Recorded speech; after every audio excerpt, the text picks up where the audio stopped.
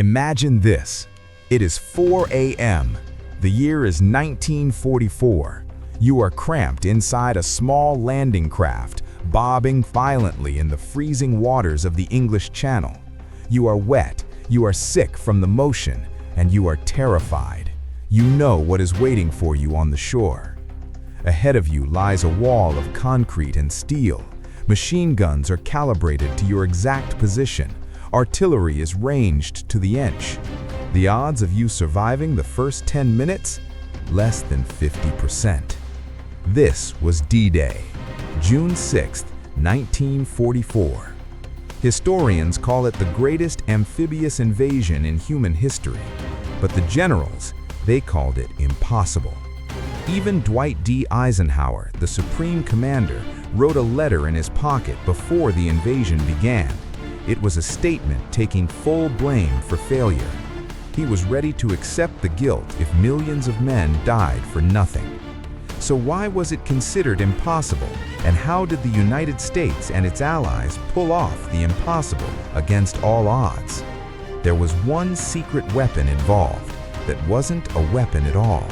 And today on War Tales Global, we are revealing the true story of how America won D-Day. To understand why D-Day was a miracle, you have to understand the nightmare of 1944. Nazi Germany controlled most of Europe.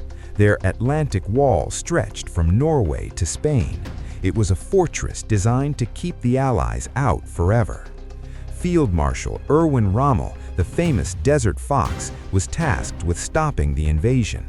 He didn't just build walls, he flooded fields to drown landing craft. He planted wooden stakes called Rommel's asparagus to tear open the bottoms of boats.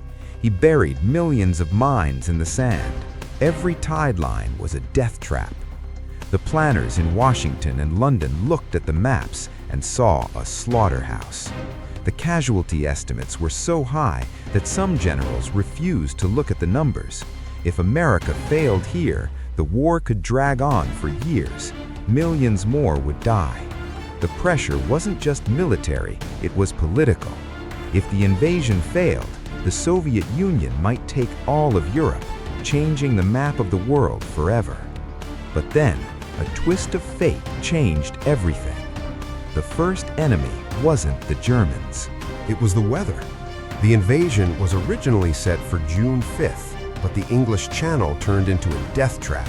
Waves were too high, clouds were too thick for air support. Without air support, the ships would be sitting ducks for German guns. Eisenhower had to make a choice: wait 2 weeks for the next tide and risk the secret leaking, or go on June 6th with a tiny window of calm weather. It was the biggest gamble of the war. He gave the order, "Okay, let's go." But here's the crazy part. The German meteorologist told Rommel the weather was too bad for an invasion, so Rommel left his post to go home for his wife's birthday. He wasn't even at headquarters when the attack began. The element of surprise wasn't just about location, it was about timing. And America was about to use that timing to unleash a masterstroke of deception. Everyone knew the invasion was coming. The question was where? The closest point to England was Calais. Logic said they would attack there. It was the shortest distance. But the Allies chose Normandy. It was further, harder to reach, and less defended. To convince Hitler otherwise, the US launched Operation Fortitude. They created an entire fake army, the first United States Army Group. It was led by General George Patton, the man the Germans feared most. They used fake radio traffic. They built inflatable tanks out of rubber. They constructed wooden planes and parked them in fields where German spies could see them. They even leaked false documents through double agents. The Germans were convinced the main attack would be at Calais. Even after the landings began at Normandy, Hitler refused to send reinforcements. He thought Normandy was a diversion. He kept his panzer divisions waiting at Calais for an attack that never came. This deception saved thousands of American lives, but deception alone couldn't clear the beaches. They needed engineering magic. Here is a problem most people forget. To win, you need supplies. Tanks, fuel, food, millions of tons of them. But the Allies couldn't capture a French port immediately. The Germans would destroy them before retreating. Without a port, the army would starve on the beach within days. So, the Americans and British did the impossible. They brought the port with them, codenamed Mulberry Harbors. These were massive artificial harbors built in England, towed across the channel, and sunk into place to create a dock. It was like building a skyscraper in the middle of an ocean storm. Massive concrete caissons were floated across the sea and sunk to form breakwaters. Roads were laid on floating pontoons. Without these harbors, the liberation of Europe would have failed. But the real test was the human cost. Omaha Beach, the bloodiest sector. Within minutes of the ramps dropping, companies were wiped out. Officers were killed. Men were drowning under the weight of their gear. The sea turned red. For a moment, it looked like the impossible had happened. The invasion was failing.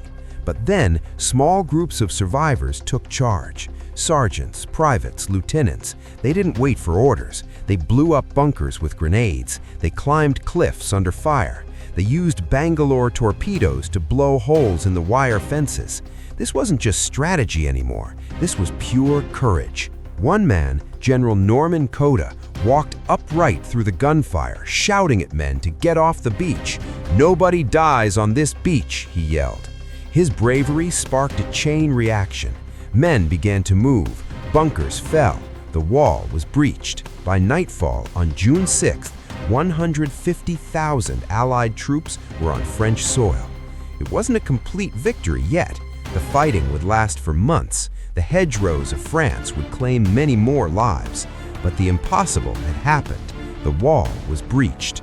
Eisenhower never had to send that letter of failure. Instead, D-Day proved that preparation, innovation, and bravery could overcome even the strongest defenses. It marked the beginning of the end for Nazi Germany. Less than a year later, the war in Europe was over. Today, the beaches of Normandy are quiet. The guns are silent. The bunkers are covered in grass.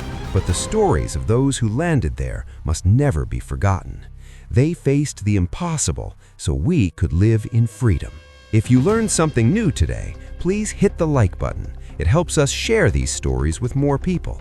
And make sure to subscribe to War Tales Global and turn on notifications.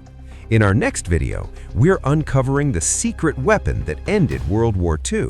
And no, it wasn't the atom bomb. You won't want to miss that. Thanks for watching. Until next time, stay brave and keep exploring history.